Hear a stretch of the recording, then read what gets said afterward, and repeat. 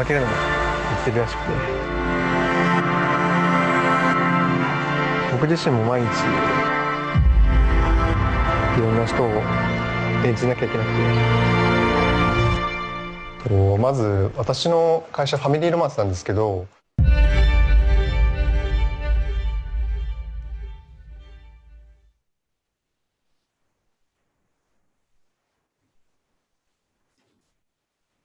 Hello and welcome to Curzon Living Room, a season of live Q&A events on Curzon Home Cinema.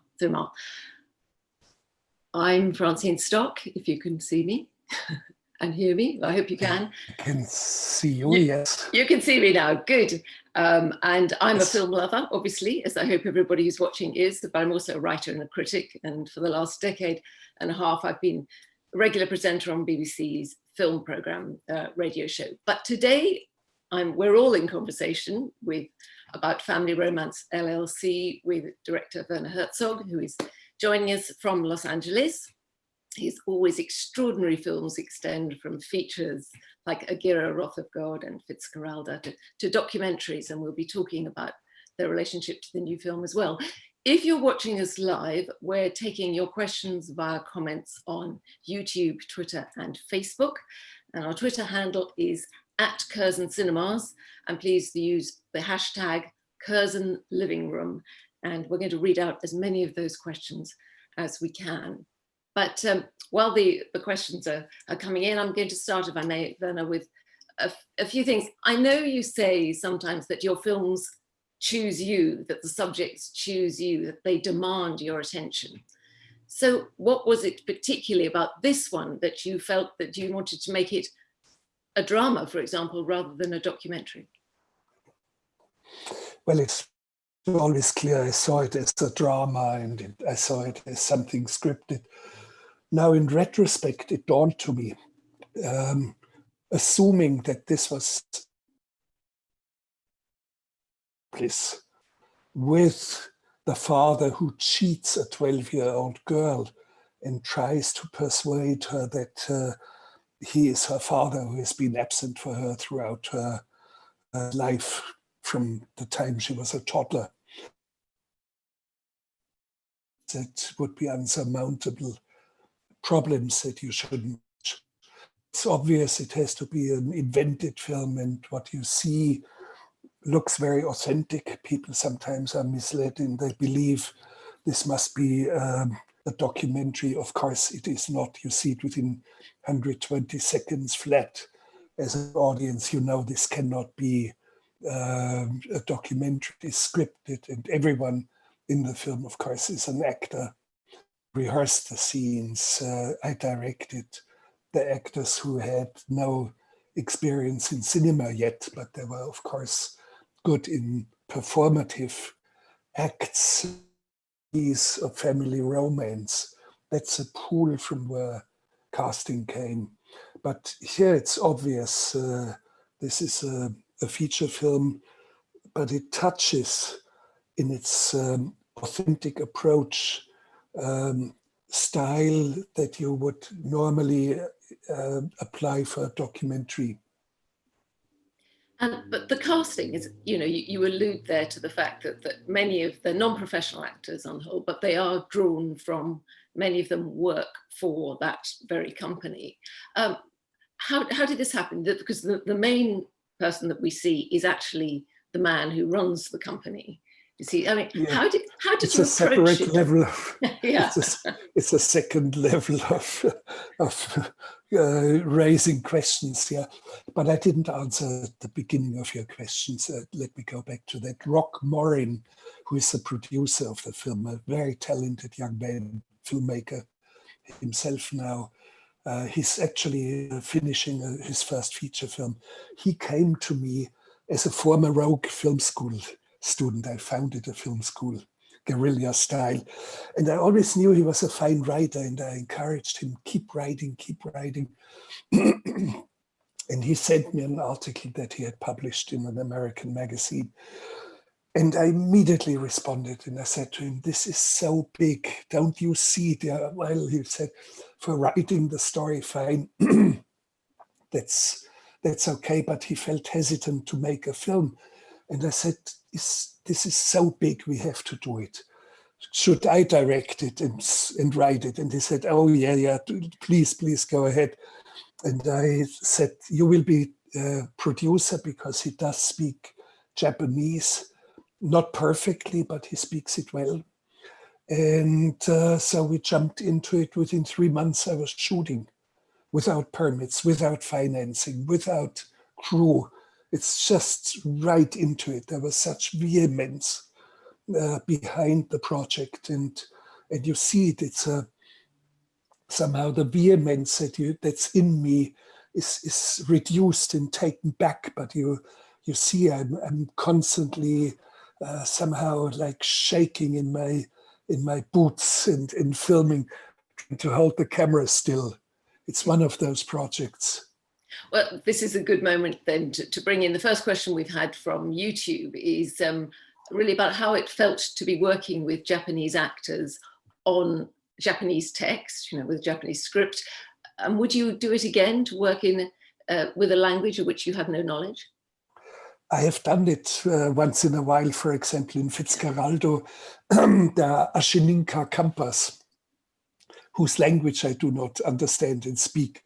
And they speak, and I told them what they should do about Fitzcarraldo, and they want to kill him, and they should be really fierce and infuriated. So they did it very beautifully, and I never had a full translation.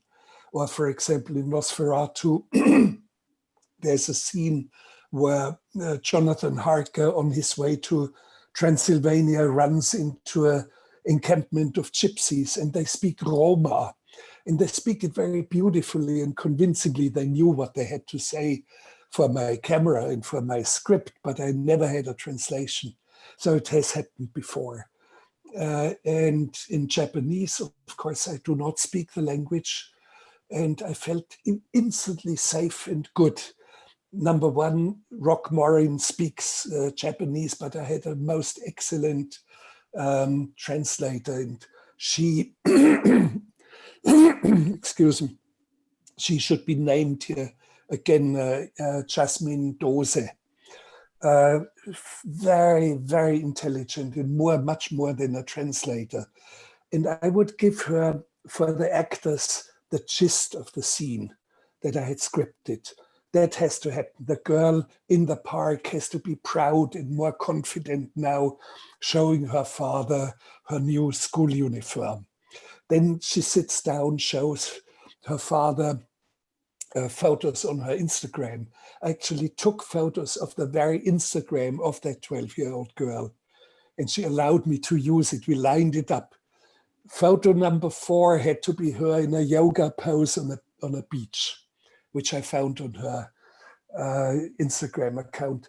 And her alleged or presumptive father has to be curious. That's a beautiful beach, and where was it done? And she says, in Bali. And she starts to lie to him because, as we learn in the script or in the story, she never was in Bali. So he's lying constantly, big time, to her, but she also wants to embellish her, make her life more interesting by starting to lie to him as well. And it's a very interesting twist, and I did not want to have an earplug stuck and have a simultaneous translation. You see, I was with my little camera so close to the actors, I could reach out and touch them. And being so close filming, I sensed, oh yeah, they were fluent and they had a wonderful mood in their dialogue, and they laughed, and it was, so I knew this was good. And at the end I asked, was the text precise? The girl says, we did it with the photo on a beach in Bali, and my mother did it. So did she say that? Did she say it well? And I heard it was not very convincing. I said to the girl, let's do it once more, just very casually. You have been in Bali, and she does it now. So, and Japanese language, of course, is very complex in social relationships. You do speak to your boss in business in a different language. You speak with your children differently. So there's different social levels in the language embedded. And I know about it, but of course I would have had spent 2-3 years to learn Japanese just to direct it myself, Japanese speaking. But you can find from the nuance, even if you don't understand what the words are, you Yes. can tell the performance though still from the delivery, can you? Yes, I can tell that. And that's why I'm a filmmaker. You have to have it in you. And you have to have it in you to do the right casting. And the cast came from the very company. I asked Yurichi Ishii 2 things. Tell me a few of your stories, everyday life, in business, which he did. I dismissed it, literally everything, and concocted my own story or elements of story. And secondly, help me with casting from the pool of your performers that you send out. Performing, let's say, a missing father during a wedding because the father is not presentable as an alcoholic. So the family of the bride rents a father, pretending to be the father. We've got another question that's come in from Daresh Alavi via Yeah. YouTube. And he's wondering whether you find that fiction, feature films, allows you to present a greater, perhaps even a deeper truth than documentary can. It depends on what it is. Sure. That's why I make my choices. And they're always completely clear. The only case where I have a documentary and a feature film on the same subject is the documentary Little Dieter Needs to Fly, one of my most intense documentaries, and a feature film, Rescue Dawn with Christian Bale. So, and it was always clear I have to make a feature film. And financing it was very difficult. So we decided to make a documentary first. But the feature film that didn't exist informed the shape of the documentary. And in the documentary, there are many unusual things. I invent dreams of the protagonist, the man who really went through the ordeal as a POW of the Viet Cong in Pathet Lao. So, and a lot of things are scripted and rehearsed and repeated, things that you normally do not do in a documentary. And yet it's clear Little Dieter Needs to Fly is a documentary. But I expand the meaning of documentary into a deeper, I take it to a deeper level so that I can pursue something very fugitive, something very evanescent, something very ephemeral, and that's pursuit of truth, something deeper, something that illuminates us, something that goes beyond only facts. Well, since you've raised the question of truth, I mean, truth is obviously essential to this film, because one of these sort of basic things about our relationships with those we're closest to is that we're supposed to be, open and truthful. And yet this is a service, if you like, which relies entirely on pretense, on Yeah. if you like, possibly some kind of truth coming out, but through a very elaborate pretense. I mean, I wonder what your reflections on that were. Well, I knew it was so big because it reflects back on us. How much is our own life performative? When you go to the football stadium and you see Arsenal playing against Tottenham Hotspurs, and you have the camps of fans and they chant their songs and they're in jubilation, it is performative. The audience not only is the team on the pitch performing a game with great fervor, it connects to an audience who responds with a performative response. Or when you're in military service or with your own family, you speak in a different way to your own children. Or on Facebook, we are always, I'm not part of the Facebook, and if you find me on Facebook, it's a forgery. I have a lot of doppelgangers. But on Facebook, you see embellished selves, representation of self that is unusual and made more beautiful and more whatever spectacular than you are in reality. And we know it and we accept it. And how much are we in our own performance? And there's nothing wrong about it.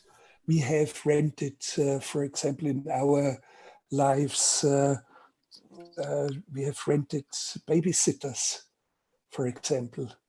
And we have even delegated emotions. I'm not speaking to robots, but robots are in my film now as well. We delegated to inanimate things like teddy bears or dolls who are speaking now, or pets, dogs, cats. And we are in an exchange of performance with inanimate things. So, and the real question at the end comes, could it be that our own family has been rented by someone secretly and they're only performing to be our family? Well, we'll come back a bit to the end as well. I'm going to bring in another question now. Yeah. This is from Ricky via YouTube, who Yes. says, why do you do your own photography on family romance? It looks wonderful. This is not a criticism. He says it looks wonderful and the results were stunning. So was that a particular decision? Was that linked to this need to keep in very close and intimate with subjects? Yes, and I have done cinematography in some of my films before, mostly when it gets really crazy, like Bad Lieutenant, Port of Call, New Orleans, some very crazy iguanas. I shoot this footage myself. But number one, I wanted to have no crew, condensed, only Rock Morin, and at some time my wife did still photography and my son Simon did some of the sound and drone footage, which he shot. So I wanted to be instantly ready for filming.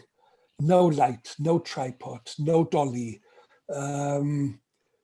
just nothing, just me and the people who are going to be in the film, a direct, instant sort of grip on things, as close as my screen is here now. That was how close I wanted to be.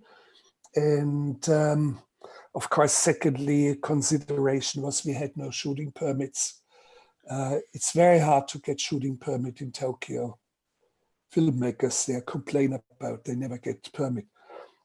Or in the, not only the streets, even trickier is the platform of the bullet train, a high security area, and you would get arrested to film there. So I had only one take to do, and then we dispersed before we were taken into custody. So that was another consideration. And of course, it had to be as inexpensive as possible. I keep preaching to young filmmakers. I have this culture of complaint. They come to me and they say, Hollywood and the industry is so stupid. They don't give me the money for my great project. And TV stations do not understand what I'm all about. And so I say, stop complaining, roll up your sleeves. You can even shoot a feature film today with your cell phone. But I mean theatrical quality. Yeah. I used is a high caliber 4K small camera, not much larger than my fist, a little bit larger than my fist, but with very, very, very good professional sound input directly as uncondensed sound. And it had a zoom that I never used, but you can switch lenses very quickly by just moving closer and restart shooting. So, and the film was done in no time, for no money, with no crew. And the entire, maybe some filmmakers or aspiring filmmakers see me now. the grand total of footage that I shot was 350 minutes. That's extraordinary. As a ratio, that's No, not as a almost- rate. Yeah, no, it's No. nothing. Yeah, absolutely. The nothing film is at all. 1.5 hours. Yeah. And normally somebody would shoot 3, 4, 5, 6, 800 hours of footage. I had 350 minutes. Mm. And 100 minutes or 90 minutes was drone footage alone, where you had to be selective. You couldn't organize exactly what the drone would film. No, and some very beautiful shots. And also you were able to film during the blossom time, which I would have thought is particularly difficult, because although maybe you can get away with it more because there are lots of other people filming in an amateur way.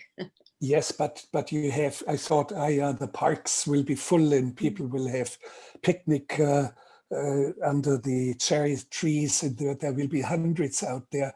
But you know what, there are 400,000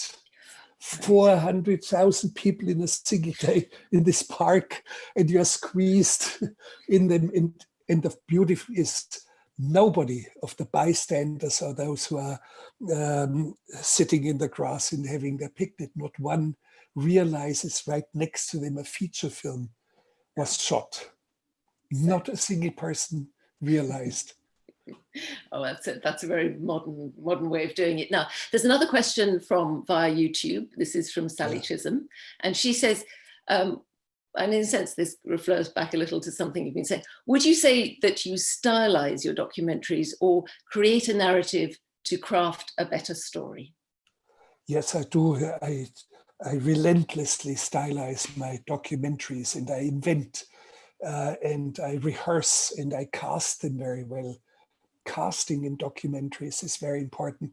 All elements of feature films, and yet they're very truthful, very, very deep into truth. However, when I do a film like Meeting Gorbachev, where I have conversations with Mikhail Gorbachev, you are not allowed to become inventive and start shooting his dreams that you, or better, I've invented. You just don't do it. So it depends on the subject. The subject dictates the form, but I got very wild. Yes, because and actually, I advise everyone who is going into documentaries, you have to move away from the so-called cinema verite. That was the answer of the 60s. We are in the 21st century, and we have to find new forms of digging into deeper truth in cinema, something that illuminates you. So is there a term for that that's equivalent to cinema verite? Is there a 21st century term? Do you have one? I've coined a term, but it's only one of the possibilities. I call it the ecstasy of truth, the ecstatic truth, where you can, as an audience, step outside of yourself and you experience something that truly enlightens you, illuminates you, takes you away into a deep understanding that facts alone would never give you. Otherwise, the phone directory of Manhattan, 4 million entries, all correct factually, would be the book of books. I'm not into that business. So since you were working with a cast that were largely non-professional, I mean, I assume from time to time, unexpected things happened, or there are bits of, if not found footage, almost accidental footage. Were you able to incorporate some of those in the filming? Yes, as you have seen the film right a few minutes ago, towards the end, the oracle you have seen, I've seen probably the most famous oracle in Japan. She lives in the north of the main island, Aomori province. I wanted to have her in the film. And when we arrived, I noticed that she was constantly on the phone. Her neighbors would call in, she's ailing a little bit, and they wanted to bring lunch. They wanted to do shopping for her. Some fans of her would call in. So every 5 minutes, the phone would ring. When I started filming, I hoped deep in my heart that she knew this was serious, although she couldn't see my camera. as she is blind. But she knew it was an important moment that was not just a visit, not just a visit by a couple that wanted her advice. And phone rings. And it's beautiful how she handles the situation and silences it and puts it away and continues in her sentence. Beautiful. Or for example, a very good example is the sword fighters. We discovered sword fighters in the park, and I immediately had my leading actors going there and watching them. 3 minutes into it, a park ranger, an official, comes and stops the sword fighters. He didn't even notice I was filming them, because there were people filming them with cell phones. And he says, you cannot do a choreography as big as that. And they, with swords, and they tried to explain these swords were only styrofoam. They couldn't do any harm. So, but the official somehow wouldn't lose his face, and he would say, no, I have to ask you to do it, to stop this. So they were at a loss, and I approached the sword fighters and I said to them, I'm a filmmaker and I'm shooting a feature film here. Could you do the same choreography for me without even the sword, the fake swords? And they consulted a moment and they said, yeah, I think we can do it. Again, it's not only fake swords in the fake choreography. Now it's a fake choreography without even fake swords. And I filmed it, and I didn't know exactly why did I have to film it. And 2 days later, I said to Ishi, you know what? I have this beautiful footage. It should be a nightmare of yours, because I kept seeing these sword fighters, and it was almost felt like a nightmare that they commit ritual suicide, even without a fake sword. So Okay. I incorporate things that I find. Now, Kay Amano via YouTube says, do you think that this theme and film is specific to Japan? Would it work? Well, this is an interesting question. Would it work if it was set in the UK, for example? It will come to the UK.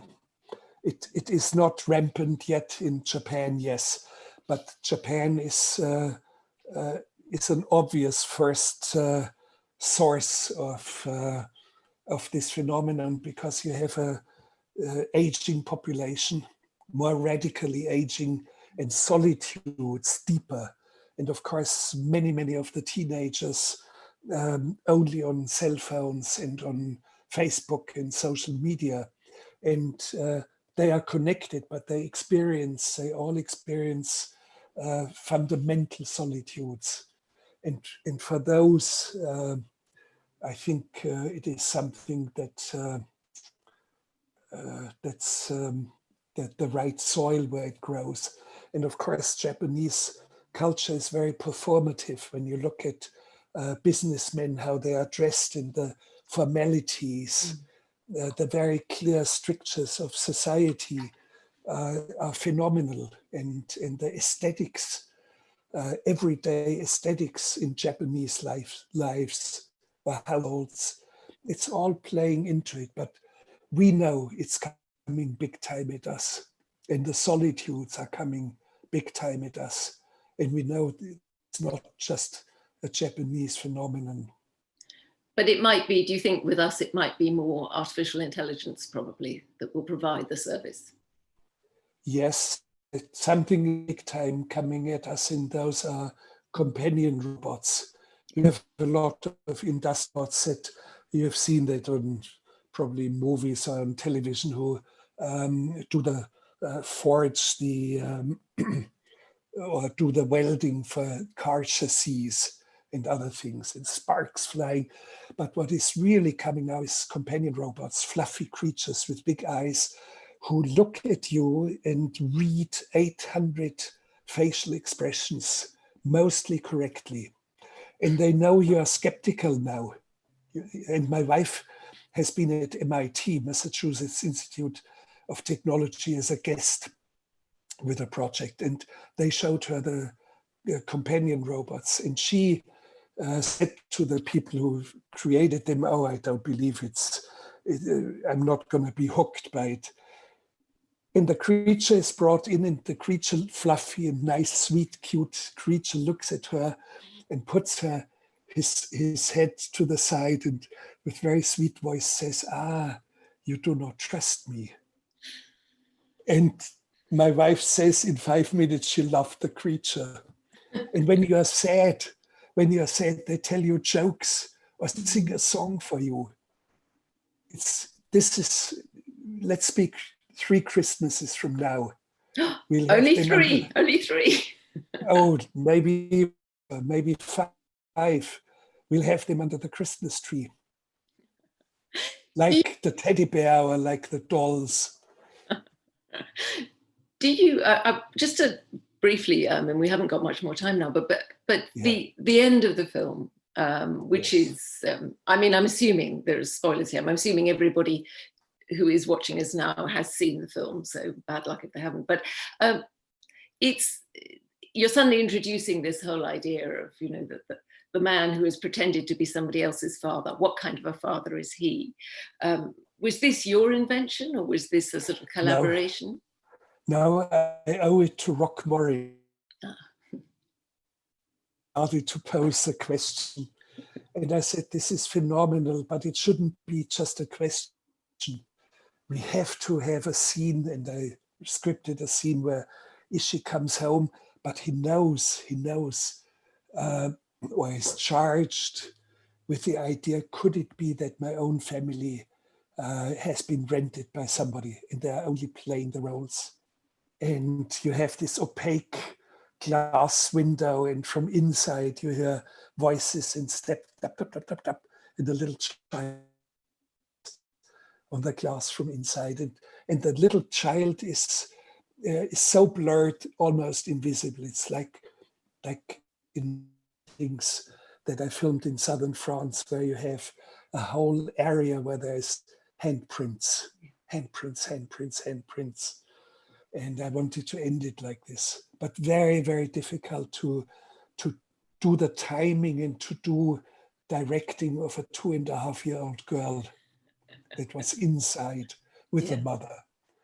That was the toughest scene to shoot.